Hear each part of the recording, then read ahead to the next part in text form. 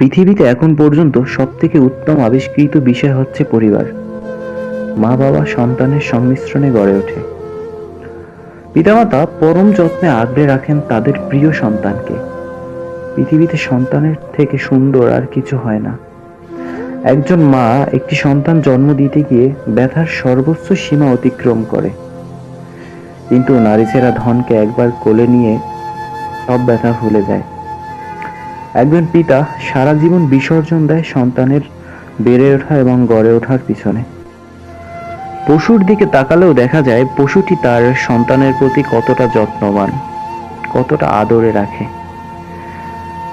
পিতামাতার সাথে সন্তানের সম্পর্ক হচ্ছে ভালোবাসার। সন্তানকে জন্ম দিয়েছে, লালন পালন করেছে, বড় করেছে। কোনো মুদ্রায় পরিমাপ করা যায় না এই ভালোবাসা। চিরস্থায়ী, সীমাহীন।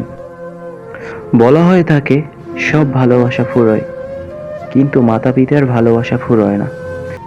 পিতামাতা যেমন ছোটবেলায় কত দুঃখ কষ্ট জ্বালাতন সয়ে সন্তানকে বড় করে তুলছে, কিন্তু বৃদ্ধ বয়সে তার উল্টোটাই দেখা যায়। অধিকাংশ বাবা মাকেই অবহেলায় মরতে হয়। অসুখে বিসুখে রোগে ভুগে বিছানায় পড়ে থাকতে দেখা যায় বছরের পর বছর। আমরা সন্তানরা এতটাই উদাসীন, এতটাই ব্যস্ত জীবন জীবিকা নিয়ে, একটু সময় দেওয়ার সময় হয় না। পিতামাতার অক্লান্ত পরিশ্রমে গড়ে ওঠা বেড়ে ওঠা সন্তান যখন পরিণত হয়, সন্তানের উদ্দেশ্যে একটা কথা বলাই যায়, একটা আশা করাই যায়, কোনো পিতামাতার ঠিকানা যেন বৃদ্ধাশ্রম না হয়।